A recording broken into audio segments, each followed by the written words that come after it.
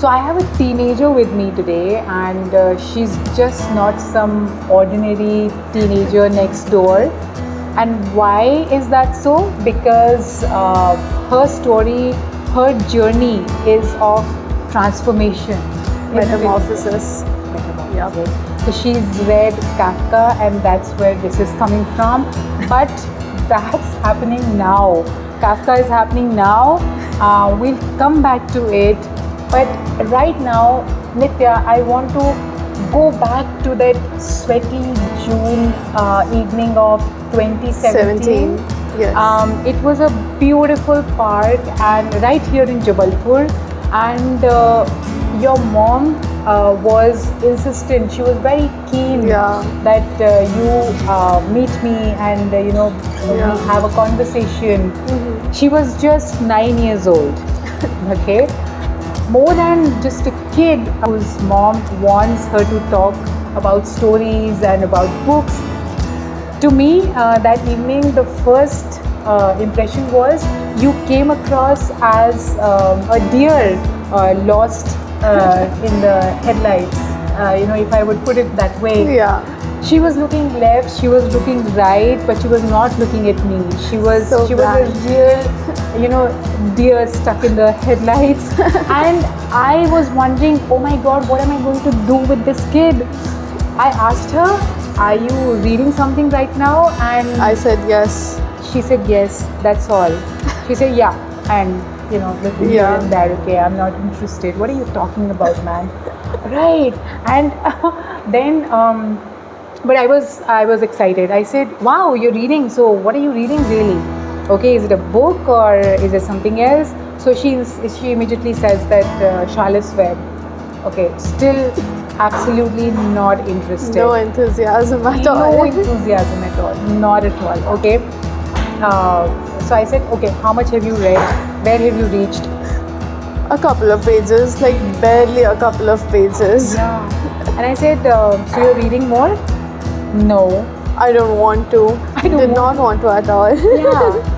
And one word that was, I think that was repeated a few times that evening was no. Hate. Yeah, and hate. Yeah, I hate reading. I hate writing. Okay, then we came to the journal. Are you writing a daily journal? No. But Nitya, something happened that evening. Yeah. Because why don't you tell us the rest of the story? Yeah. What happened while on your way back and why did it happen? We talked about journaling that day, and I think you made it sound really fun. It was really interesting. You told me about illustrations you could make in the journal and how you could look back at it when you grow up. Thought that was really cool if I could do that. So I went home, and on my way home, I insisted on my mom getting me a journal that day.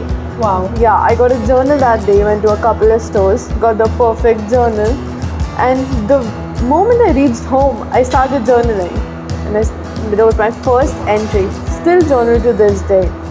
Your mom actually called me after a couple of days and she told me that, there had been a huge change. And while on our way back home that evening, Nitya had made me stop at a stationery shop and buy a journal. Such a 180. I think you got it here, right? I have. Yeah, this was my first journal. And the first... I have my first entry as well. This one.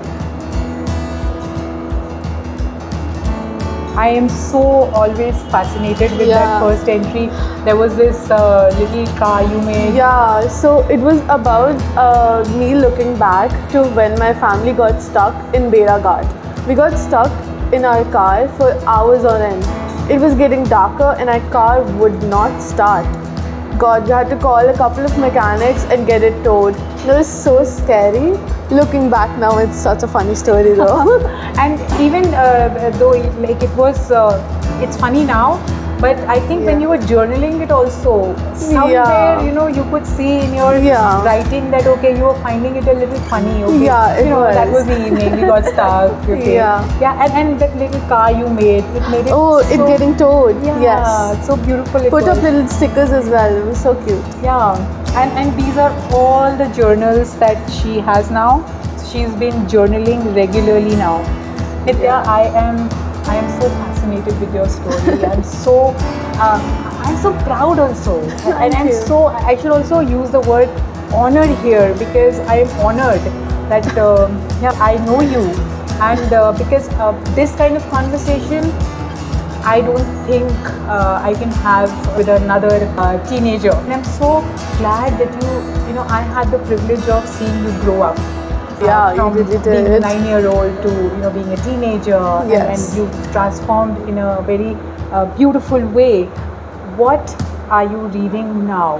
And I'm sure I'm not going to get a single word answer. Yeah, no. I'm reading Yeah. quite a lot of books. I have many more planned to read. I've read The Metamorphosis with Kafka, Meditations, read The Stranger, The Firework Maker's Daughter. Oh. Yeah, I've read a lot over the time. Yeah, and which one is your favorite pick now? 1984, definitely. 1984. Wow. And Yeah. and why? It's such a timeless piece. I read it earlier this year. I loved how it looked into the fragility of freedom and how it showed how human spirit was oppressed by Big Brother. That really hooked me in. Wow. Yeah. There has to be something, you know, that makes somebody like such a subject. Yes. I think it really dwells into getting you empathy towards social issues, and you know, it makes you think about moral and ethical dilemmas. And it was the first time I was reading dystopian as well, so I quite enjoyed it. It was something new I was exploring, hence I think I loved it. Oh, that's a nice thing. You know, Nitya, do you know? I'm sure you do know, because we've talked about it a lot many times at our story club, that whatever you read, it shapes whatever you write. Yes. So, and since you're writing journals, Yeah. I'm sure, and also you've written so many good, she has written so many good stories for our newspaper. They are all there on our website in the newspaper. So, what is a genre that you are exploring now when you write? I think I'm exploring a bit of slice of life, coming of age, philosophical. Again, leaning towards more of dystopia. Dystopian, okay. Yeah. Why dystopian? It just really appeals to me, and I believe I want to explore writing the genre. I love reading so much. Henceforth, I write what I see from my perspective, leaning, which is towards dystopia. Just about that. You know, right, that dystopia is not a very happy kind of a Yeah, definitely. I think that's what teenagers' mind is all about, isn't it? Seeing things from their perspective, and how sometimes things look dull towards the future as well. Recording that and documenting that, I feel like, is really pretty. Like doing that. Yeah. I like to write how I perceive the world, and just think from my perspective. Overall, it does become a bit dystopian, teenagers well looking into the future as well. Okay. Yeah. Oh my God, I'm so impressed, Nitya. I'm so impressed. Are you also, and I'm curious now to know, are you also exploring satire? I have a bit. I'd like to do more of it, but yeah, it's quite hard to do. It's the toughest. Yes. Yeah, because it requires certain kind of bent of mind to create satire. Yes. And only the finest minds in the world have been able to do crack it really well. satire. And I see that in your collection there is Animal Farm. There is. So I'm expecting that somewhere down the line I might get to read a fine piece of satire from you also. Maybe. Yeah, we'll see. Definitely. Of course. And what are your plans now? My is there a plans? book coming up, or when it comes to reading, writing? Yes. I still maintain reading goals. So I set a reading goal each year like we used to. Yeah. Oh yes, oh yeah, that's also a big thing that we used to do. A reading log. Yeah, we used to have this reading A reading log. So each kid used to have this reading log, and you guys used to enter How many pages we read, the time, the author, sometimes the publication. Yeah, the publisher. Yeah, of course. And there was, I think it was beginning of 2019, the 1st of Jan 2019, Yes. that you set the highest target. Yes, I set the target to 80 books. 80 books to read that year. And then on 31st December 2019, when we sat down that evening, counting you all the had books. overdone. I did by a lot, 102 books. Wow. Okay. And 1st of January we ended up celebrating also. We did. Yeah, the New Year, and then there was a cake, and and how many books you read. And we were celebrating as a group. So there were a couple of other kids also who had read, like they've met their target. And so what is your target now, and are you still planning to overshoot it? I still keep my target at 80. Okay, that's a good thing. Yes.